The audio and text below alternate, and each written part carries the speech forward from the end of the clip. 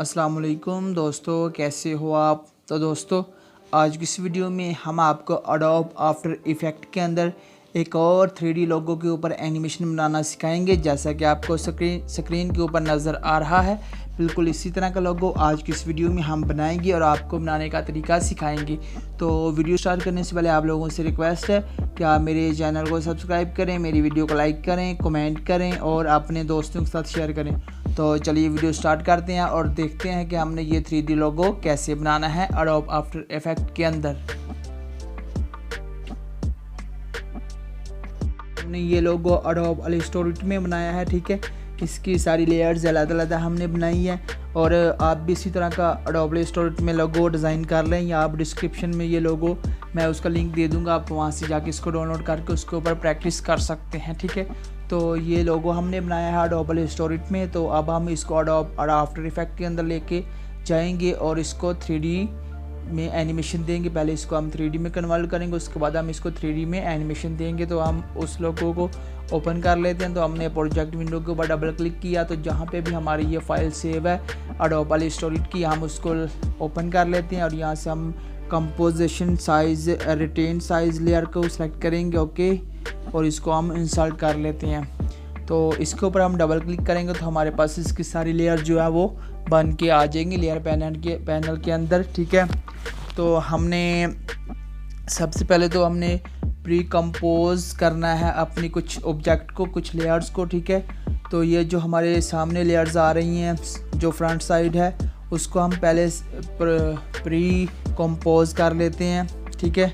तो ये हमारे पास तकरीबन 5 लेयर्स हैं, तो इनको हमने प्री कंपोज करना है। तो राइट क्लिक करके हम यहाँ से प्री कंपोज का जो ऑप्शन है उसको सिलेक्ट करेंगे और इसका कोई भी आप नाम रख सकते हैं। तो मैं यहाँ पे इसका नाम हेड रख लेता हूँ, आप कोई भी अपनी मर्ज़ी के मुताबिक इसका नाम रख सकते हैं।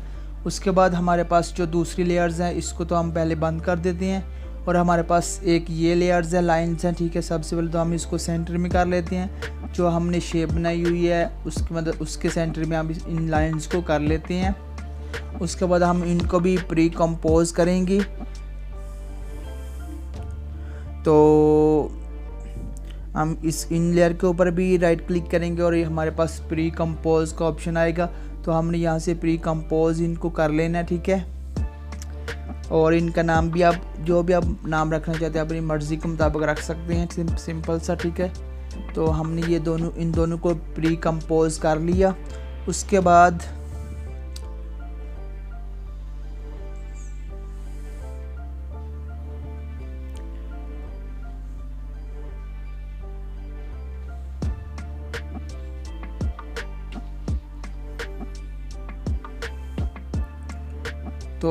उसके बाद हम जो हमारी लेयर शेप की लेयर है उसको सबसे पहले तो हम कन्वर्ट टू शेप लेयर करेंगे, ठीक है।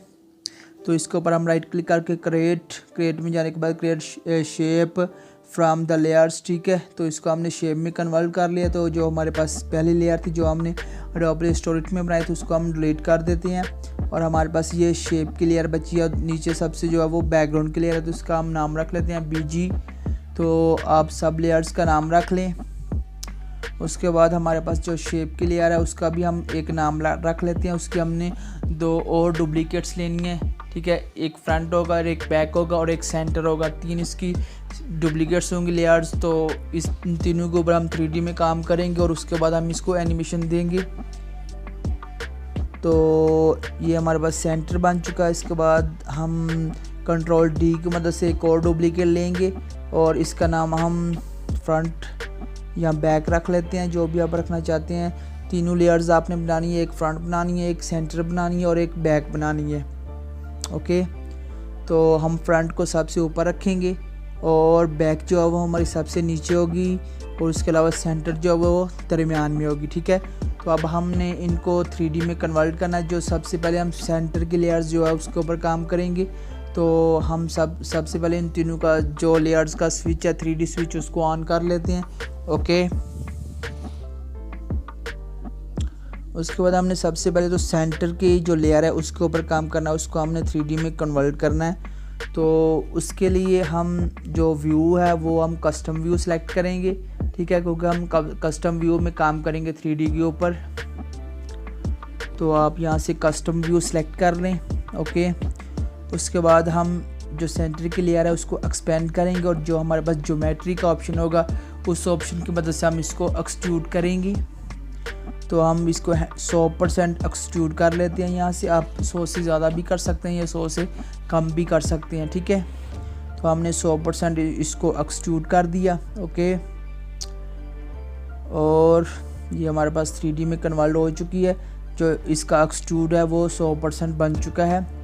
उसके बाद हमने जो इसकी फ्रंट लेयर है, जो लाइंस है पहली, उनको इसके ऊपर लेके आना है, ठीक है। तो उसके लिए हमारा सिस्टम थोड़ा स्लो है, तो इसलिए थोड़ा स्लो वर्क कर रहा है, ठीक है। तो लाइन को हम एक्सपेंड करेंगे, जो हमने लाइन की प्री कंपोज बनाई थी, ठीक है। इसको सबसे पहले तो हम ऑन कर लेते हैं। तो हमारी जो लाइंस हैं वो हमारे फ्रंट में आ जाएगी, ठीक है। और दूसरा जो हिस्सा है वो बैक के लिए हमने बनाया था, तो उसको हम बैक में लगाएंगे। इसको पहले हम सेट कर लेते हैं कि हमने किस जगह पे इसको रखना है।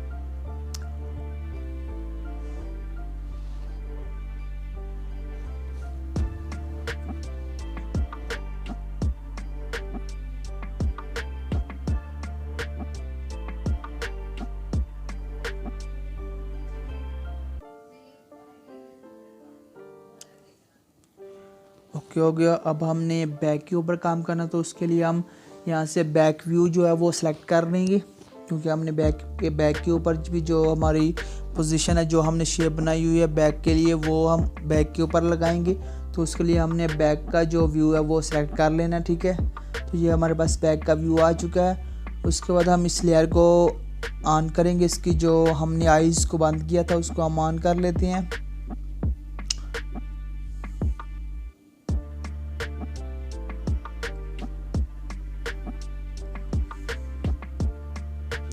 तो हम इसको ऑन कर लेते हैं। तो हमारे पास इसका जो पॉइंट है वो ऑन हो चुका है, ठीक है। और यहाँ से हम इसको पकड़ के थोड़ा सा ऊपर करेंगे, ऊपर की जानब। तो ये हमारे पास सामने इसकी जो शेप है वो सामने आ जाएगी, ठीक है। तो हम यहाँ से इसको मूव करेंगे एक्स एक्सिस पे, ठीक है। थोड़ा सा हम इसको पीछे करेंगे।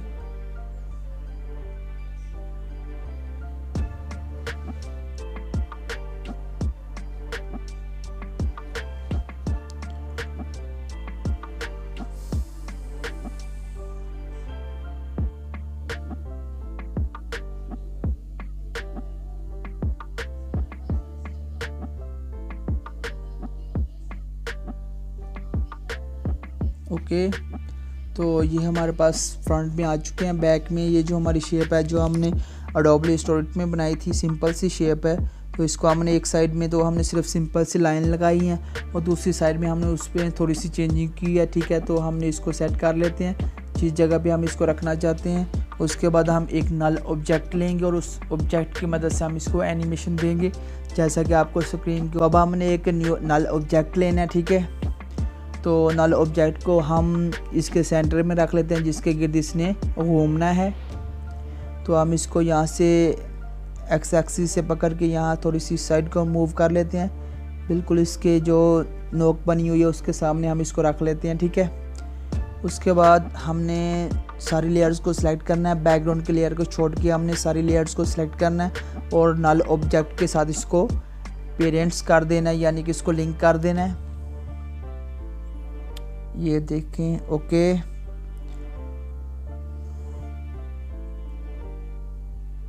ठीक हो गया।